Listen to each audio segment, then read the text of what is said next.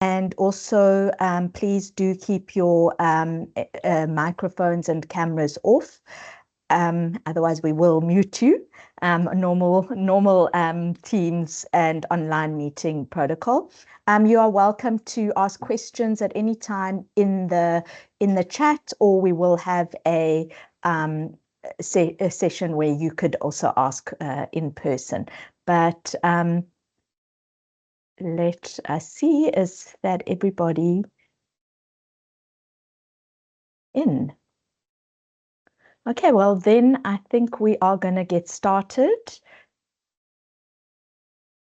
Okay, so it's my great pleasure today to welcome you to Archives Week 2025, where our theme is Digital Footprints, Archives and Records Management in a Digital Era. But one of the sub-themes of Archives Week is about...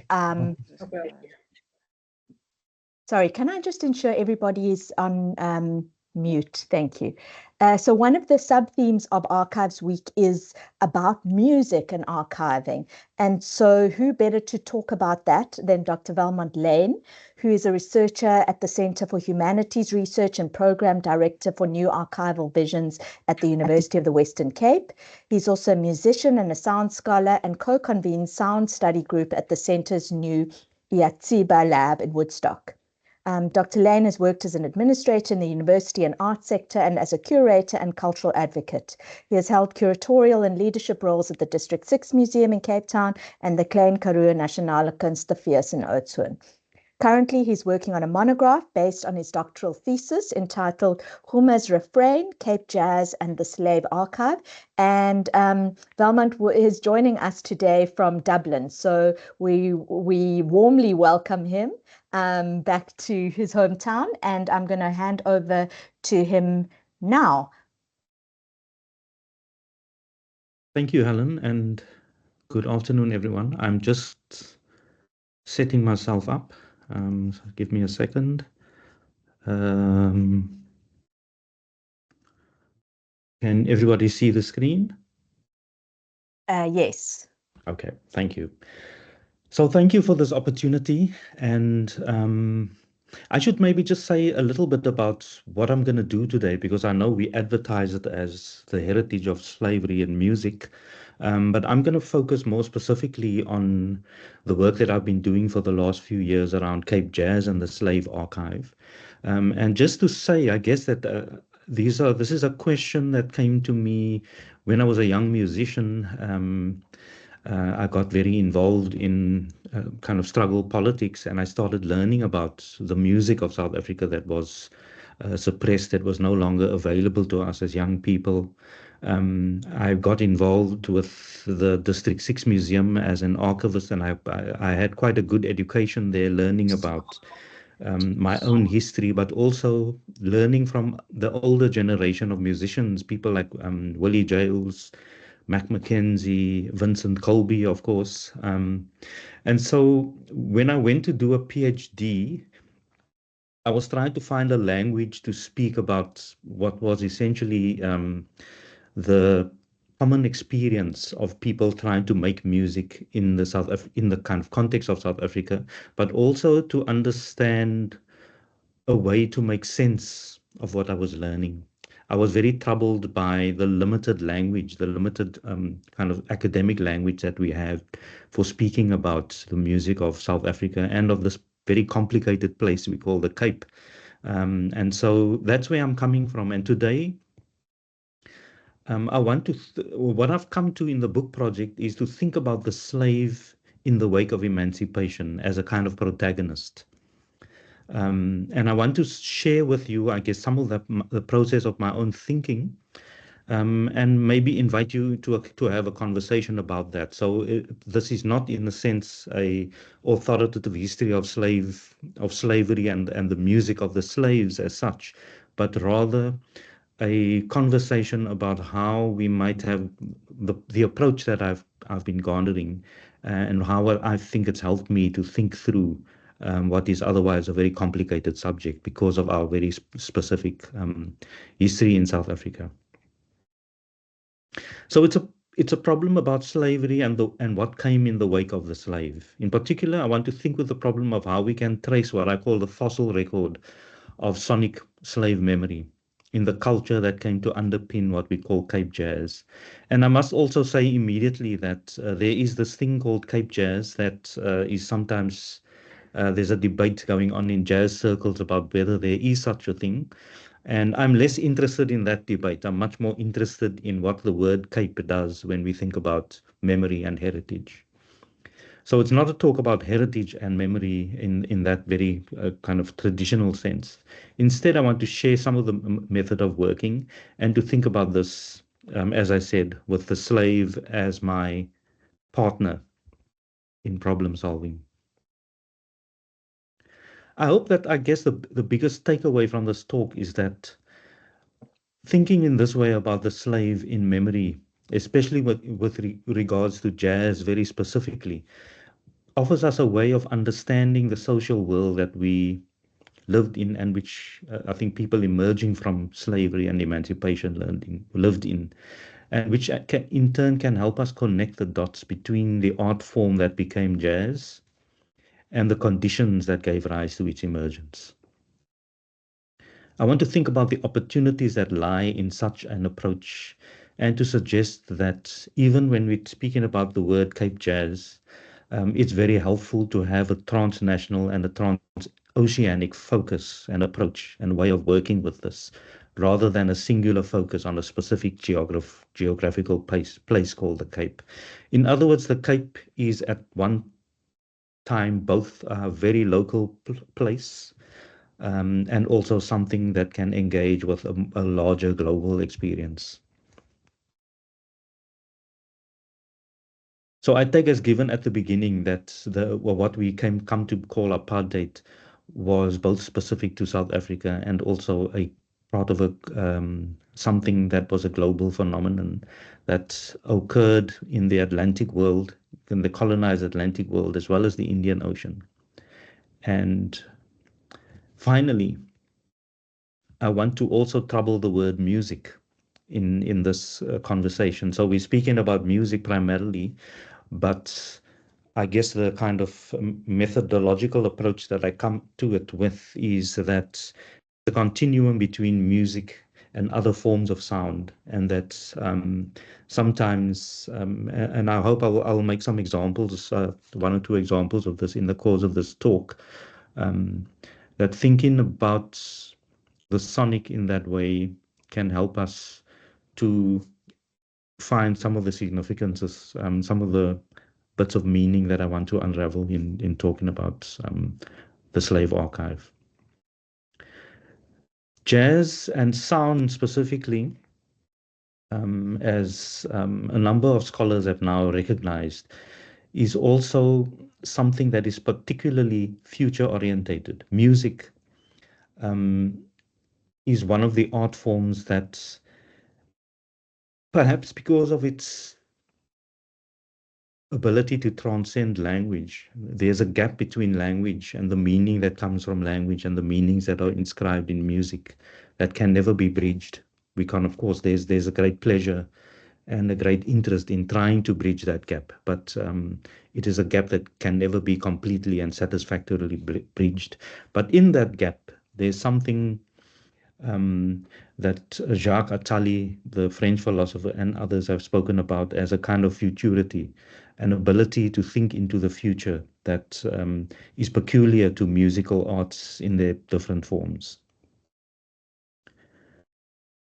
Jazz is an art form that is in itself particularly future oriented, given the history that it comes from, that I will speak to. In the search for this future, people use the technical means at their disposal, including language and other technologies, which include musical instruments, recording technologies. We see and hear the artifacts of change, of something straining towards the future. Music, as Attali says, often gets there before all of us. And so, as a musician and historian, I ask, and I like to think about it also from the perspective of the music maker and the enabling field of music making. Where's the magic? What are musicians looking for in making magic with music? How does it come about? What is it built on? What are the means that they have at their disposal to work it out? And also critically, what's left out? What is being left behind? What is that process of, in a sense, the embracing of something on the one hand and the discarding of something on the other? So let me talk about some of my keywords. The Cape is part of the archive of South African and Southern African and global history. It has its place at all those levels.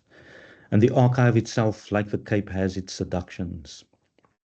I keep the word Cape in play here because it, for me, is a question of method as well as of simple truth.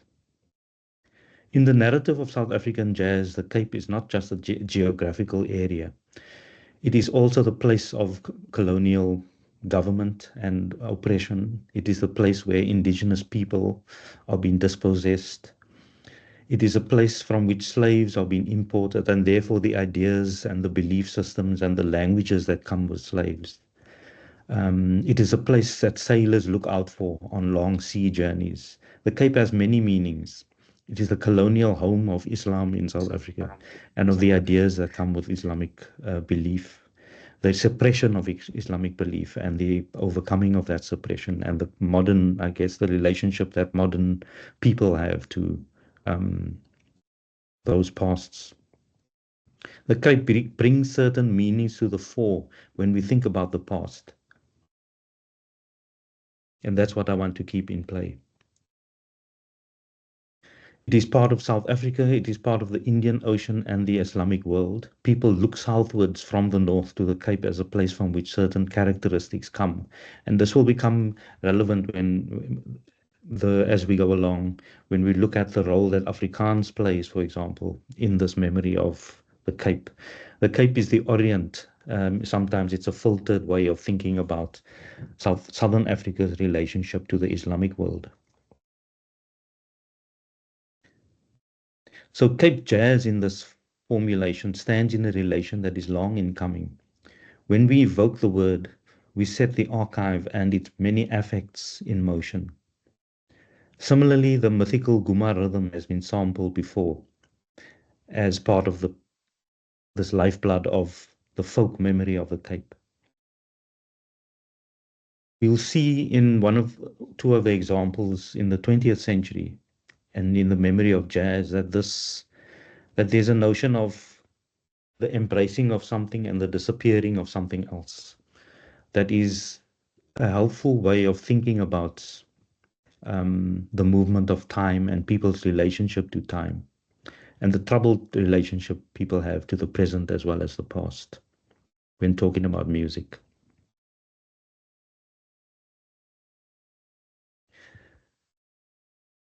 The Cape, therefore, with its terrestrial and oceanic registers, has certain associations with certain words. Malay. I spoke about the Indian Ocean. I'll speak about other words as we go along. And it is not an accident that in many of these change of association and the periodization of them, especially in the 19th century, historians such as Andrew Bank have reminded us that the 19th century is the moment when racial discourse comes into view in South African public discourse, and that the music that emerged as jazz later in the 20th century has its formative memories in that same period.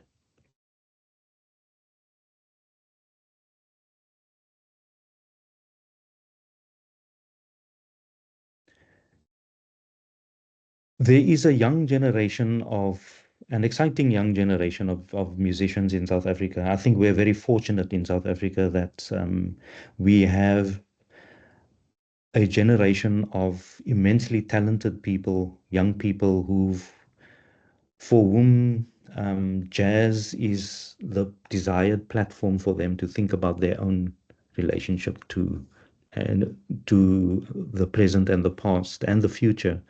Um, and what for me is particularly exciting is the way in which they've embraced, I think, a very expansive and progressive notion of what is authentic to South Africa.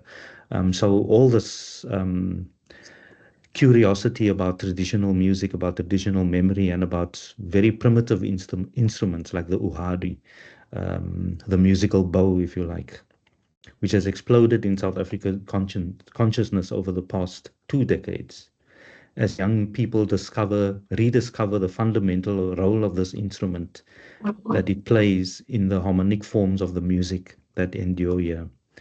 And in a sense, giving a new kind of expansive outlook to what is already a rich body of work that is emerged with South African jazz.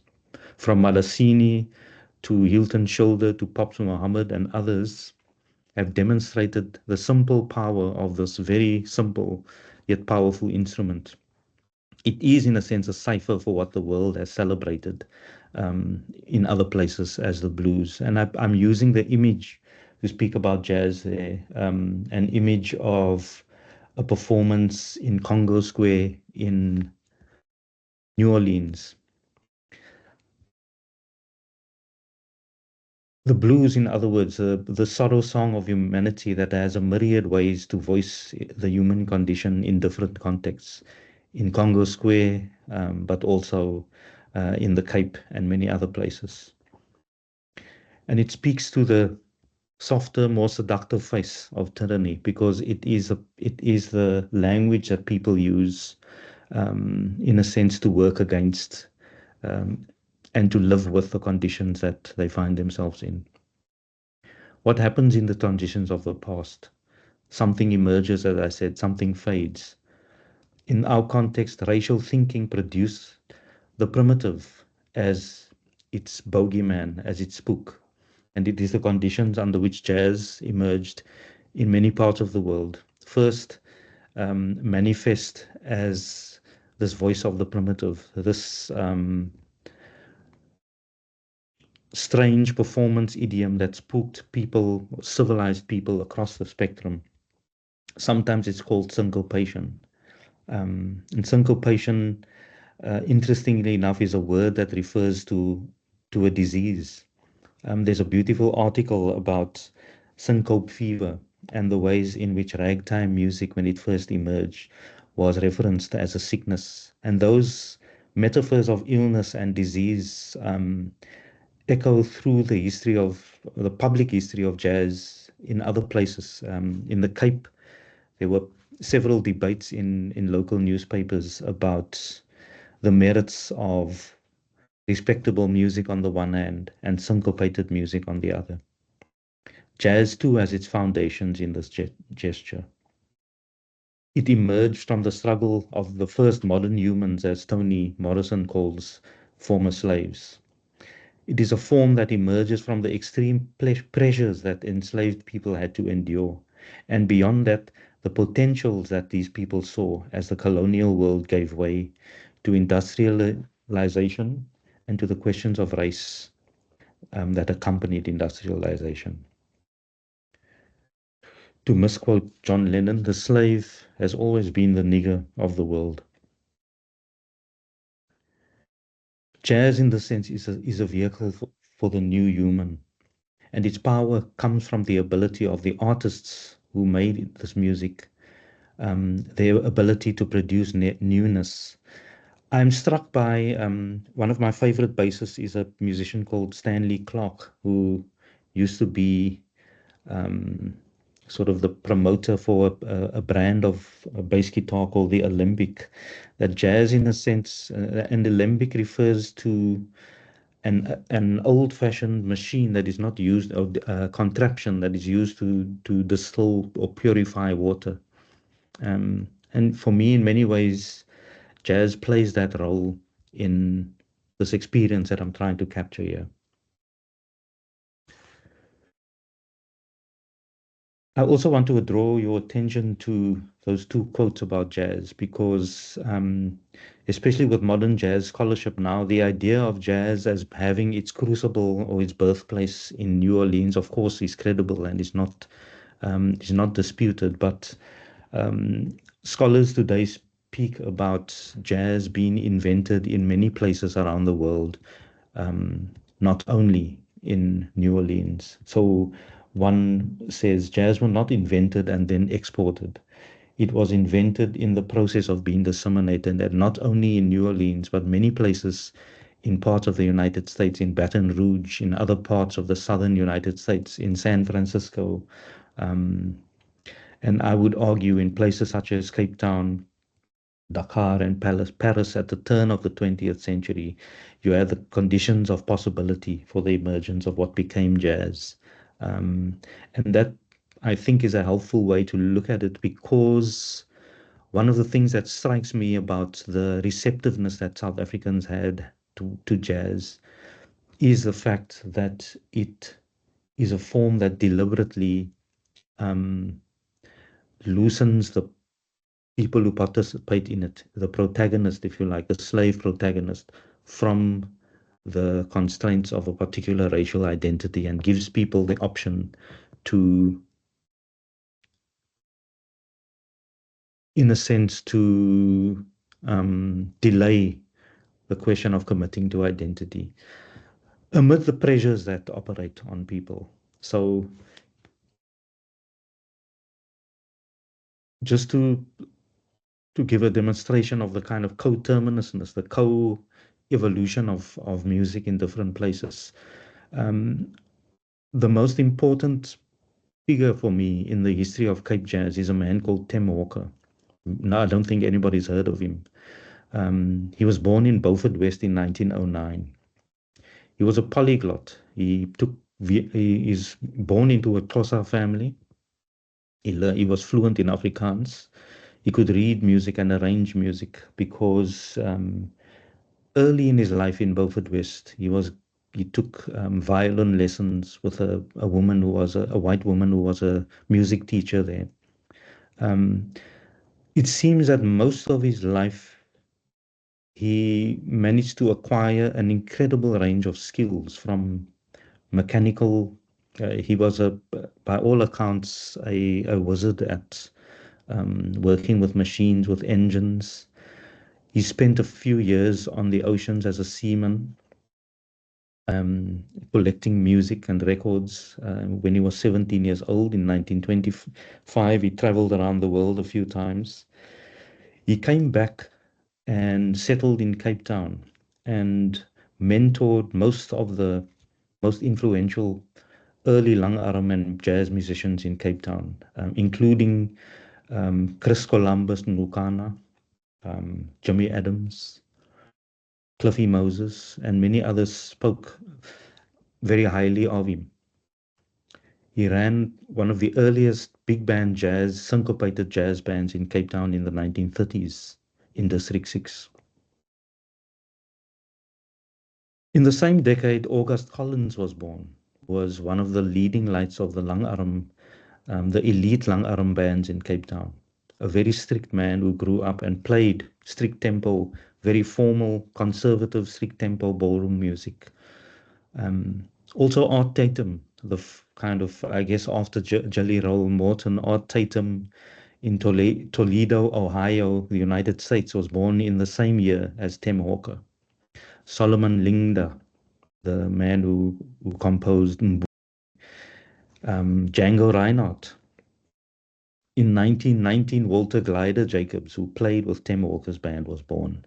Um, Jacobs's wife, Ruth, was the child of a Madagascan slave from French Guiana.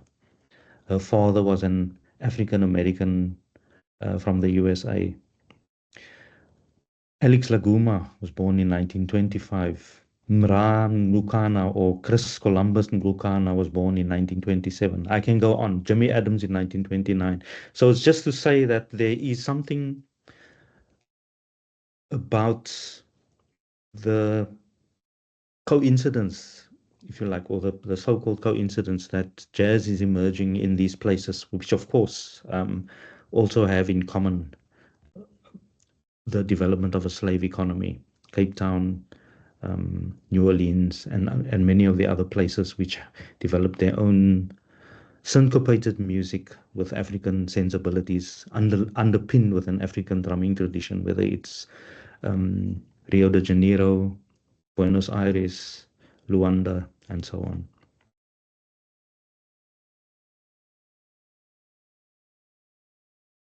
I've spoken about modern humans and this and Toni Morrison's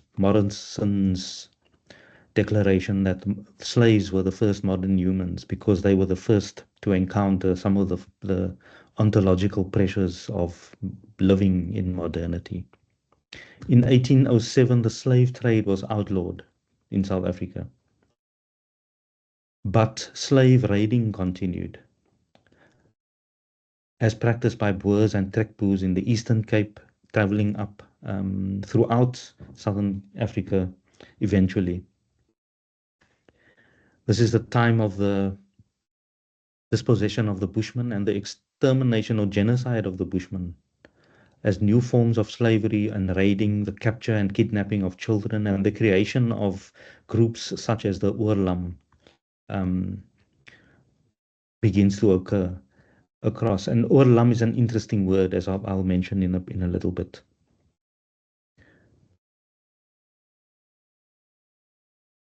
This is also the time of Romanticism and the return, the search in the wake of modernity for folk authenticity. And so the acceleration of, on the one hand, the disappearing of worlds as we know them, of Bushmen, of the livelihoods of indigenous people, and on the other, the drive to collect and to build the earliest ethnographic collections, museum collections. In the 19th century, South Africa was not an exception in this search for folk authenticity. An echo of a search in Europe amid the rise in nationalisms.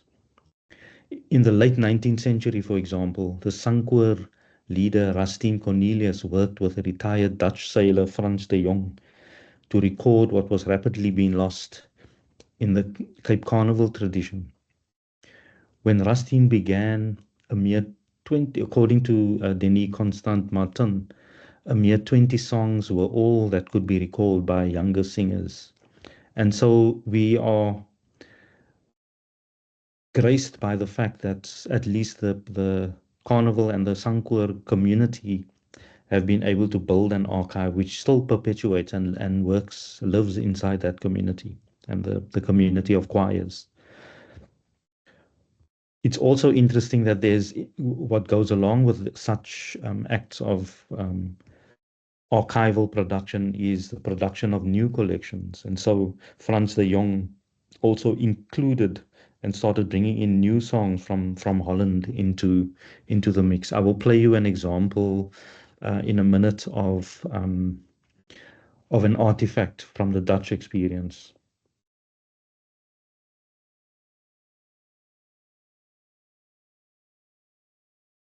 Against folk authenticity were the borders which were policed in various ways. And I want to come back to that word, oorlam. I don't know if anybody knows, most of us are South Africans in the audience, but the word, I grew up with the meaning of the word oorlam as somebody who's otherwise or not authentic or troublesome or problematic. Um, and it's an example of what I call a sonic artifact. In the 1980s, David Copeland described the influences that came with the Oorlam people, what he called the Cape Oorlam people who lived on the Rand in places like Doornfontein, but also on the diamond mines in Kimberley and other areas. There are different registers of the word Oorlam, of course. There are now groups of communities that call themselves Oorlam who live across the border in the Namibian desert and other places. But there is also an oral record of the ways in which people who did not fit into established boundaries, they may have been Xhosa or Zulu speakers who grew up in close proximity to Boer settlements or to English settlements, who grew up with this, what became a stigma, and eventually I remember reading one oral history of what was then an old man saying that if the children asked questions about this time in the family's history, they would get a warme klap. In other words, the parents did not want, and there was a sense in which it was no longer an identity that people wanted to own or to have as part of their heritage, and that's a choice people make.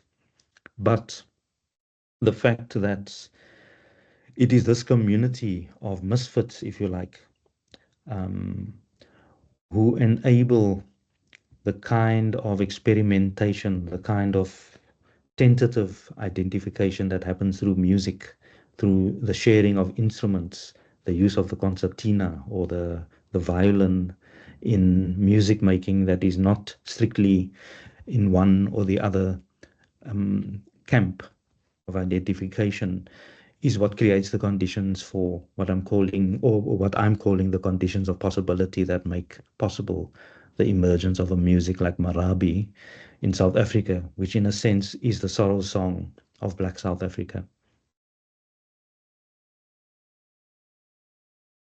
There are also Black intellectuals who set the agenda for these kinds of dilemmas. Francis Peregrino pictured here, who created a newspaper, Marcus Garvey. We know, and there is now an industry of work going on about the activism of people like Charlotte Maxeke, of Sol Plaatje, of even Dr. Abdurrahman and others who, it turns out, um, before the 1920s, used to own Klopse troops. There's a time, in other words, in the history of the carnival, which I don't go into too much in this talk, when the intellectual class of the broader black community in South Africa and in Cape Town had an affinity with carnival in a way that has loosened for historical reasons, we might go into if we have time. Jazz emerged as pop music, but especially later as a sonic response to such questions about what would it mean before the Union of South Africa in 1910, when there was still a hope that the black intellectual class or the black middle class might be accommodated inside the confines of, inside the embrace of the British Empire, and then that sense of abandonment that came in 1910.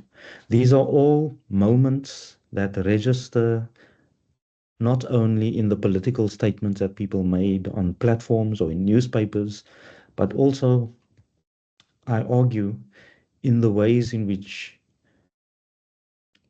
jazz emerged or syncopated music emerged, not only from what was going on in popular culture, with the emergence of cinema and radio and records that somebody like Tim Hawker would have been collecting, but also from the sensibility that um, Marcus Garvey and Peregrino and Dr. Abdurrahman and others were posing. What are we to do? What, in other words, is the sonic equivalent of the Native Republic? How do we think about being black in the empire or now in this new union, in this moment?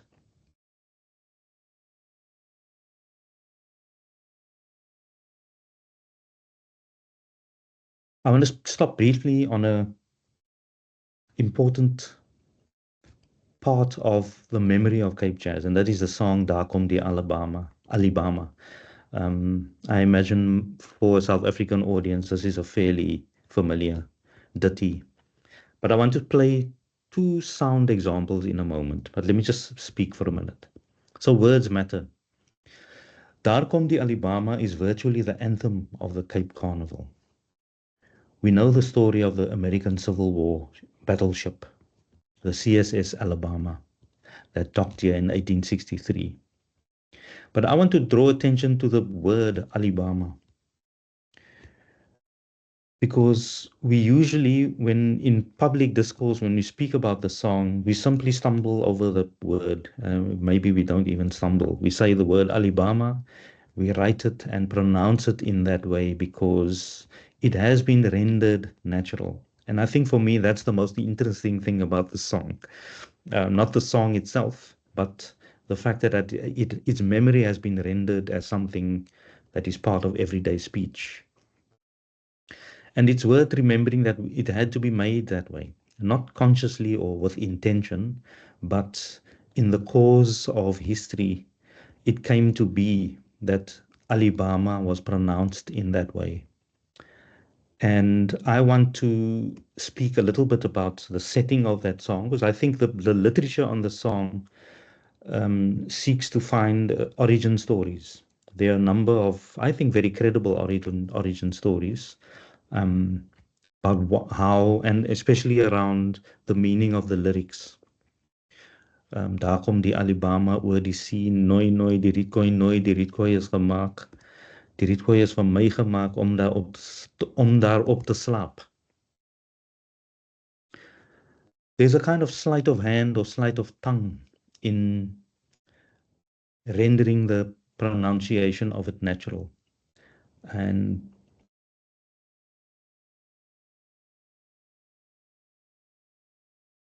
I'm reminded of, again, I think it's Saadia Hartman who in speaking about in a different context about black speech, says that in colonial society, blackness is registered as a failure of speech. And in fact, that failure of speech in this case becomes something reassuring, something to be nostalgic about. And so there's a certain sense in which, and I'm speaking about, it's not peculiar to any group of people. I think anybody who remembers the song remembers that in this reassuring way. It's a kind of a reassuring reminder of something that is associated with the Cape. Almost the mark of the comic. So you could say it registers as a kind of comic subtext that is attached to the song. But it's worth thinking about the world in which the song was made.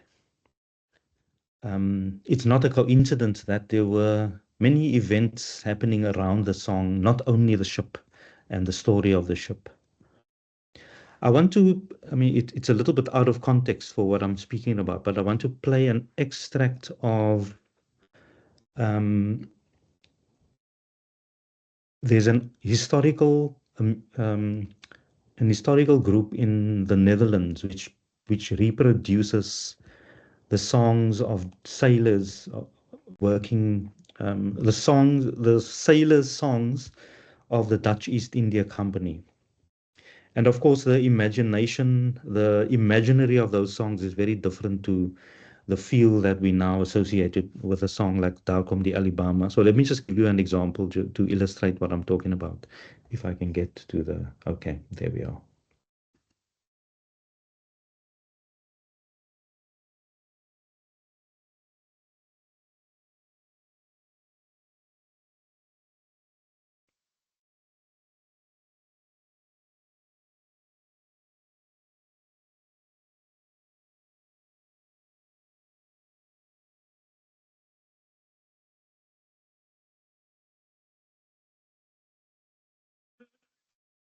Hi, Valmont. I'm not hearing the sound.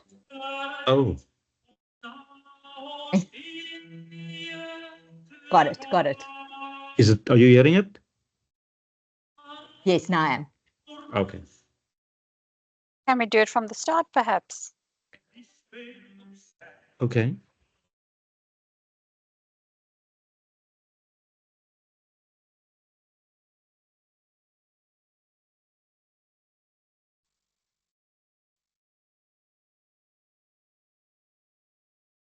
Don't think it's coming through.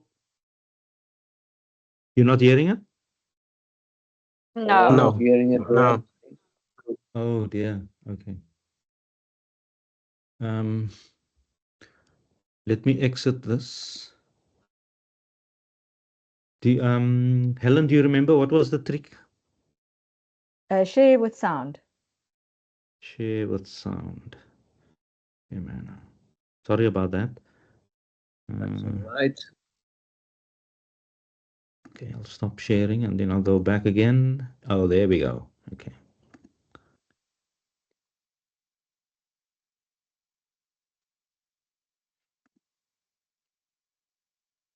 Okay.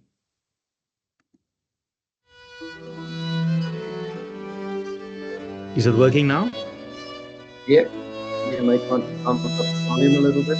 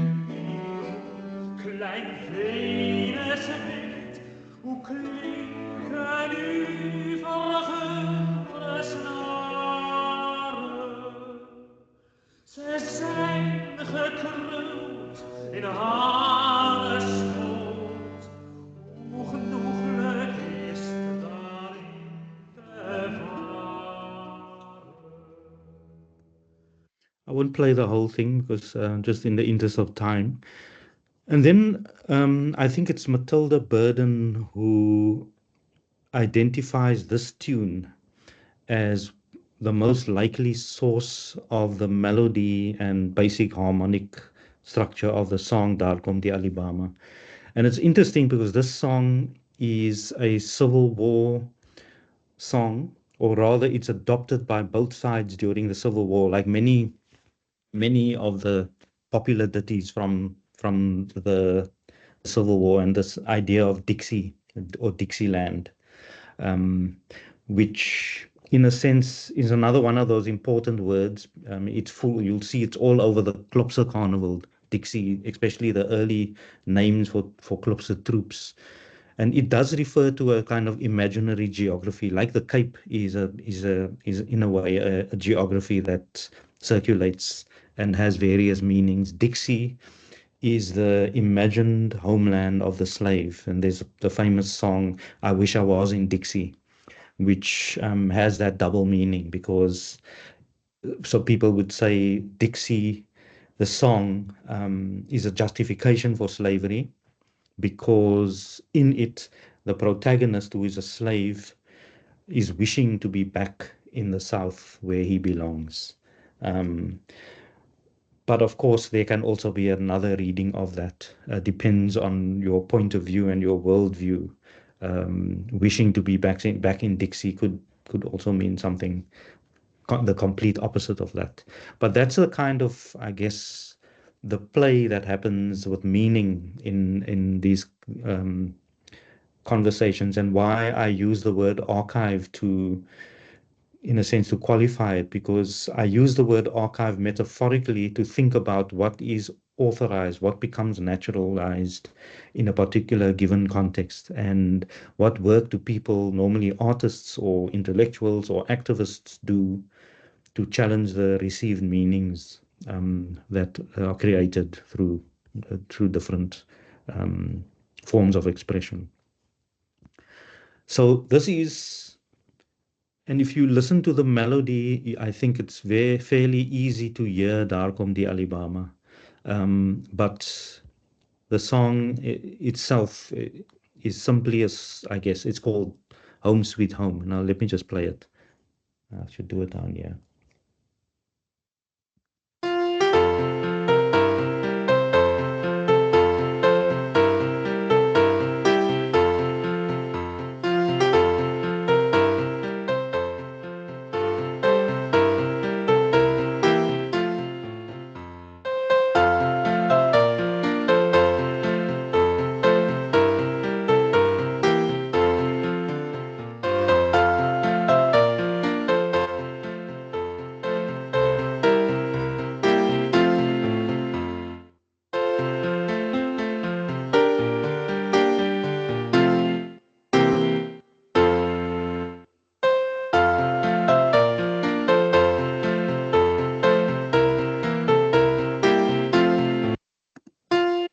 Okay.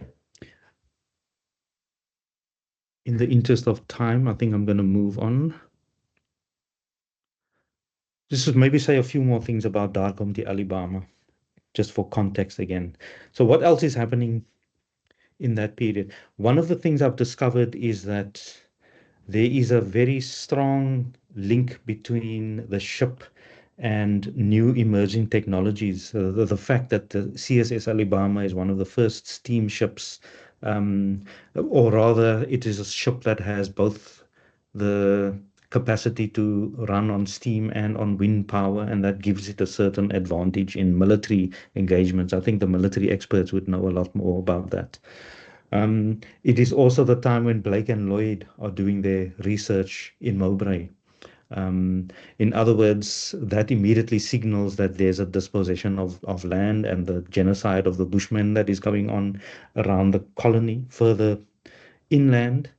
It is a time when there is already for 20 years, by the time you get to 1863, there has been a steady import of sheet music, commercial sheet music from London and Paris, but also New York. In other words, this Dixie music, the music that I just played here, is arriving in Cape Town along with commercial theatre, which is capturing the imaginations of people.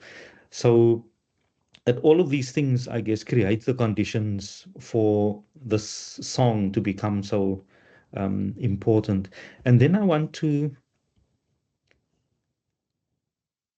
speak to, and I see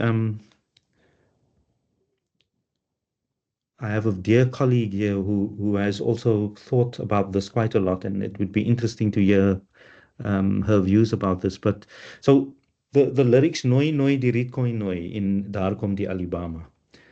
I'm going to read two quotes from the captain of the ship, John Sinclair, who I think was also the diarist.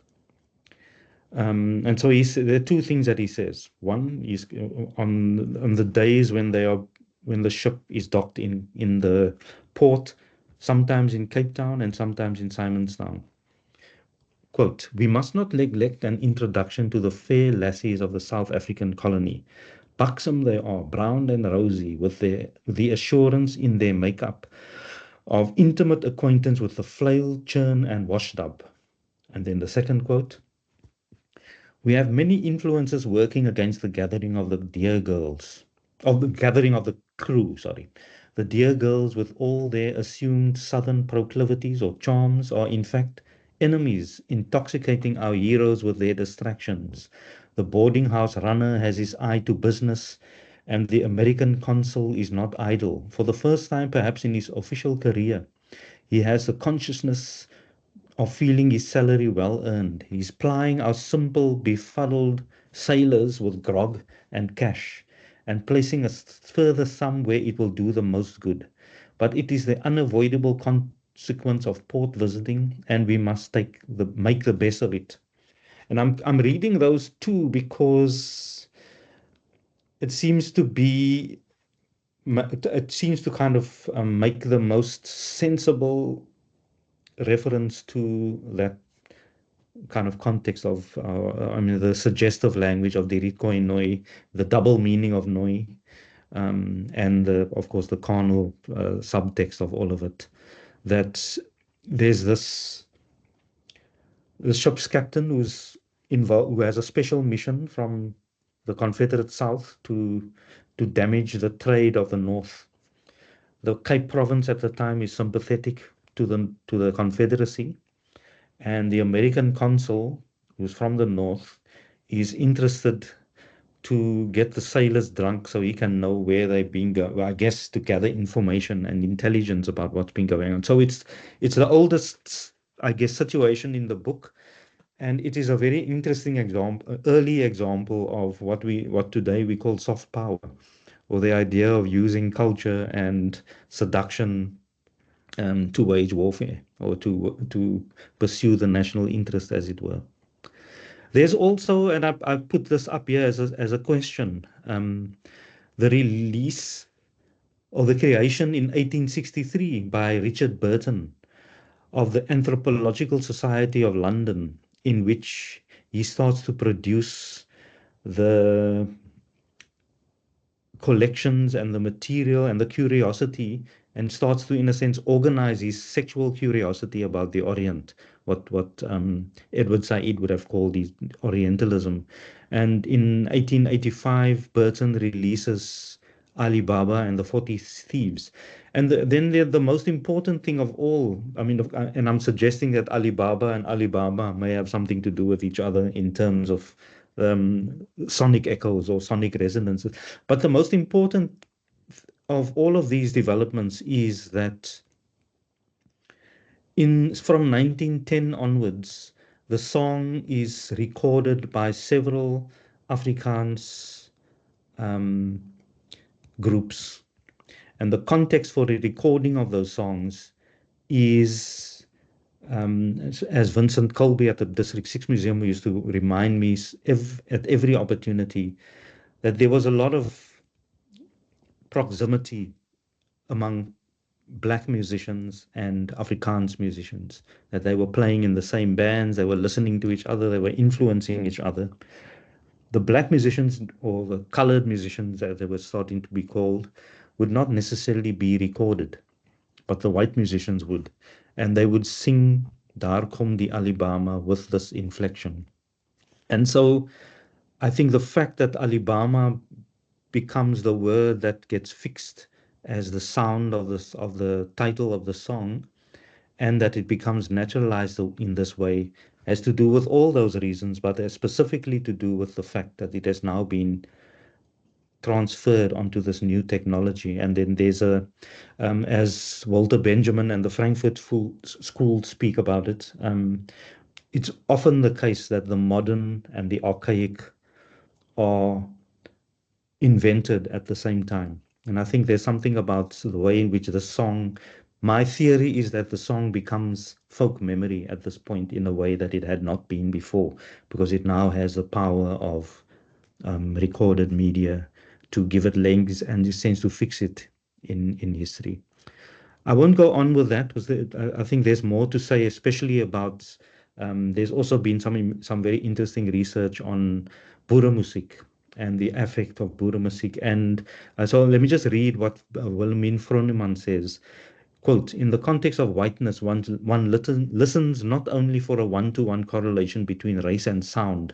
Instead, whiteness is produced more frequently in inverse, paradoxical, ironic, or mocking correlation between racially coded sound and feelings, and in an affective logic, there's a lot going on there, premised on absences and contradictions as mediated by language and other symbolic forms. So in a sense, I think Froneman and I are agreeing with each other that there is, so this is not blackface, but it is black voice. There is a way in which there's something being coded in the fixing of this that may not have been as pronounced when it was simply spoken in the oral tongue.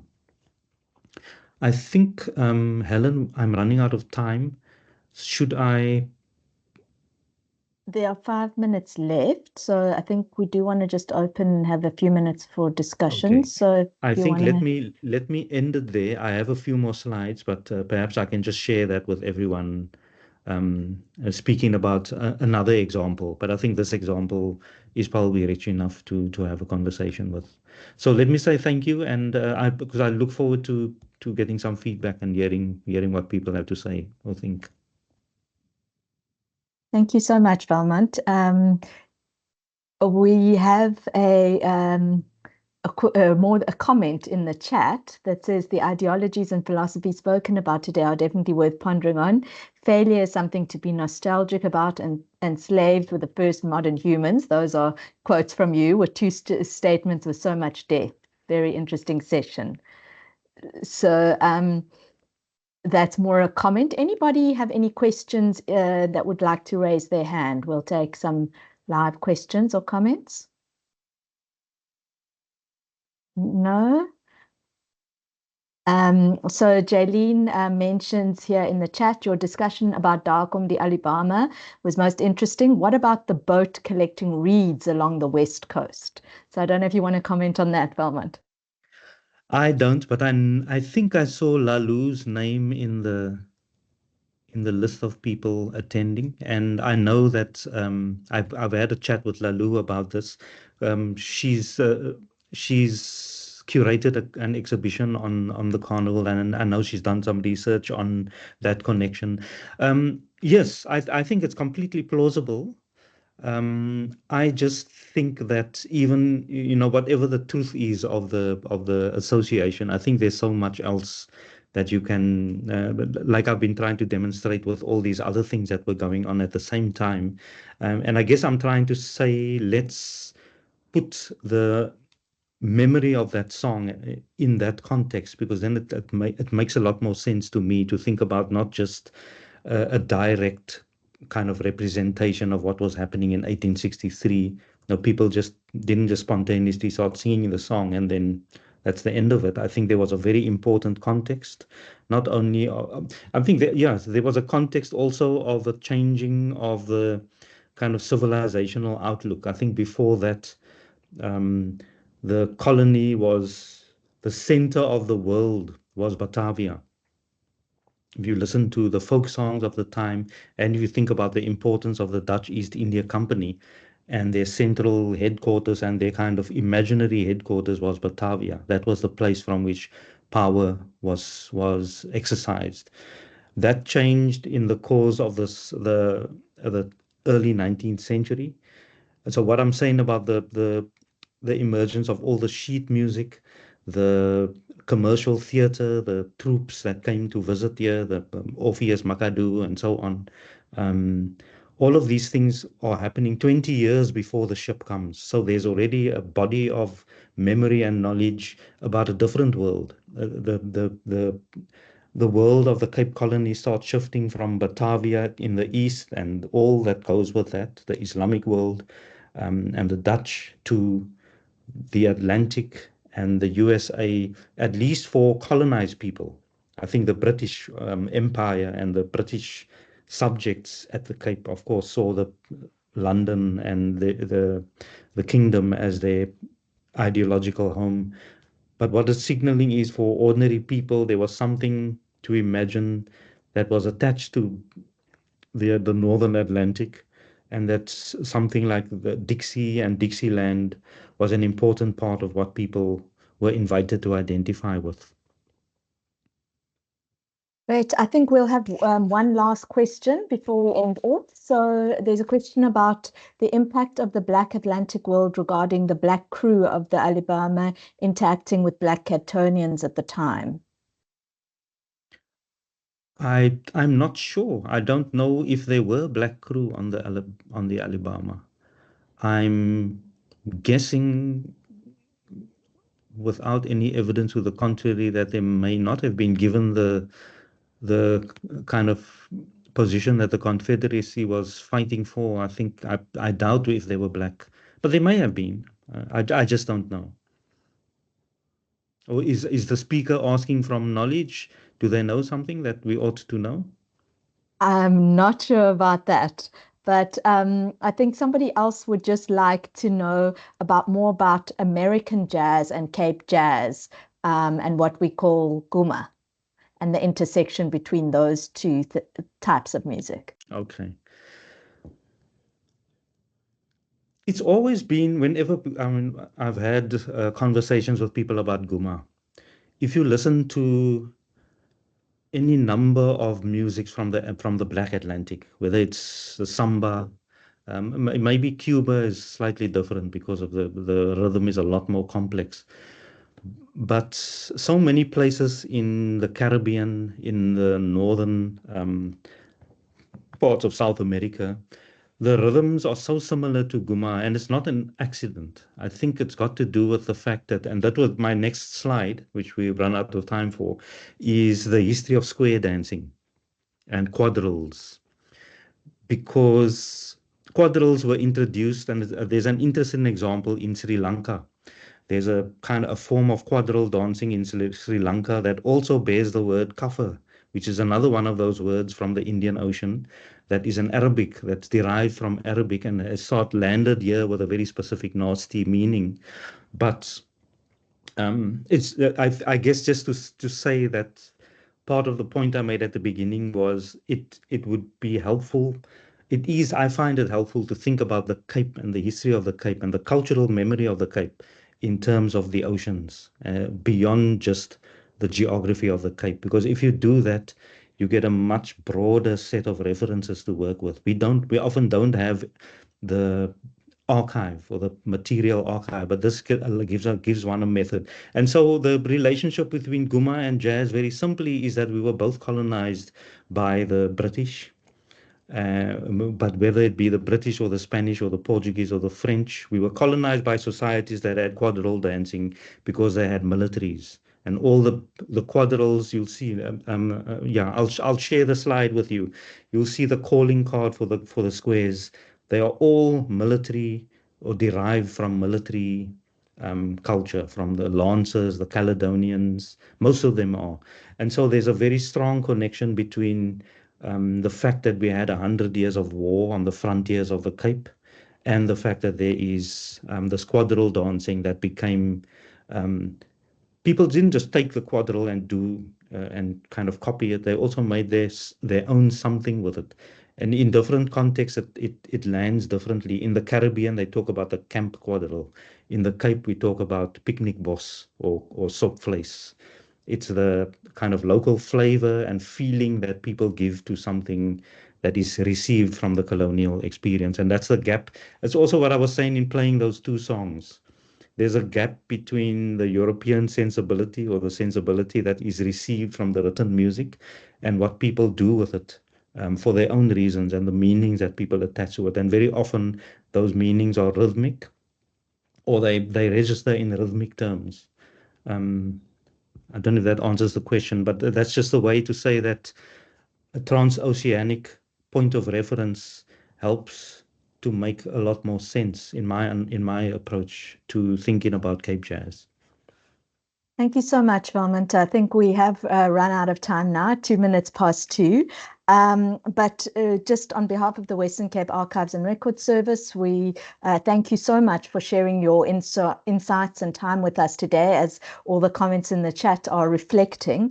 And as interesting as jazz as a way to bring together the past, the present, and the future, much like archives do as well. So thank you so much. And we will make the recording available. I will put my email in the chat. So, and if there are any slides to share, we can also do that. So just drop me an email and we will do that. So thank you everyone for joining in our first Archives Week tour talk. There are many more throughout the week. So thank you so much. Thank you, Valmont. Bye-bye, everyone. Thank you so much. Bye.